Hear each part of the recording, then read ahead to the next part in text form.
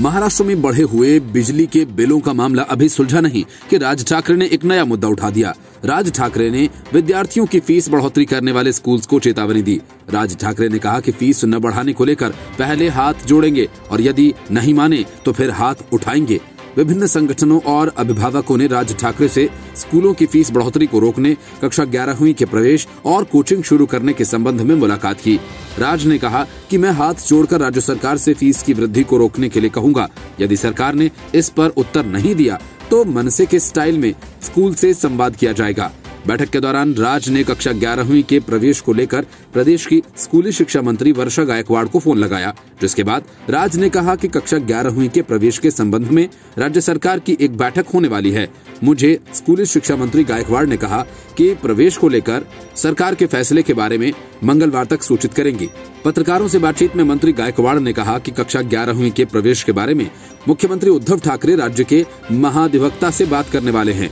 मुझे उम्मीद है कि अगले 1 से 2 दिन में कक्षा 11वीं की प्रवेश प्रक्रिया शुरू करने के बारे में निर्णय लिया जाएगा। गायकवाड़ ने कहा कि कक्षा 11वीं के विद्यार्थियों के लिए ऑनलाइन शिक्षा शुरू कर दी गई है। विद्यार्थियों का अभी तक कक्षा 11वीं में दाखिला नहीं हो पाया है, वे भी ऑनलाइन शिक्षा ग्रहण कर सकेंगे। और इसके पहले बिजली के बढ़े बिलों के सवाल पर राज ठाकरे राज्यपाल से मिले थे। राज्यपाल भगत सिंह कोश्यारी ने उन्हें शरद पवार से बात करने की सलाह दी थी। कोश्यारी की सलाह पर राज ठाकरे ने शरद पवार को फोन भी किया। इस बात की जानकारी खुद शरद पवार ने दी। पवार ने कहा कि राज ठाकरे ने मुझे फोन किया था। उन्होंने कहा कि मुझे राज्यपाल ने बिजली बिलों को लेकर आपसे चर्चा करने की सलाह दी है। इस पर मैंने उनसे कहा कि ठीक है, मुझे कोई आपत्ति नहीं है। पवार ने ये भी कहा कि राज के साथ बैठक करने के बारे में कुछ तय नहीं हुआ, क्योंकि मैं 3 से 4 दिनों के लिए मुंबई से बाहर जा रहा हूँ। राज ठाकरे ने राजभवन का रुख किया था। उन्होंने राज्यपाल से मिलकर बिजली बिलों में ग्राहकों को राहत दिलाने के लिए प्रदेश सरकार को निर्देश देने की मांग की थी। इस पर राज्यपाल ने राज को पवार से चर्चा करने की सलाह दी थी। राज ने कहा कि बिजली आपूर्ति करने वाली कंपनीज और महाराष्ट्र विद्युत नियामक आयोग बढ़े हुए बिलों को कम करने के लिए तैयार है, फिर भी पता नहीं क्यों राज्य सरकार कोई निर्णय नहीं ले रही।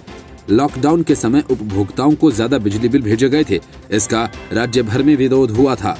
इसके बाद राज्य के ऊर्जा मंत्री नितिन राउत ने बिजली बिलों में राहत देने का आश्वासन दिया था। इसके लिए मंत्रिमंडल की बैठक में 1000 करोड़ का प्रस्ताव भी पेश किया गया था, लेकिन अभी तक इस पर कोई निर्णय नहीं हो पाया है।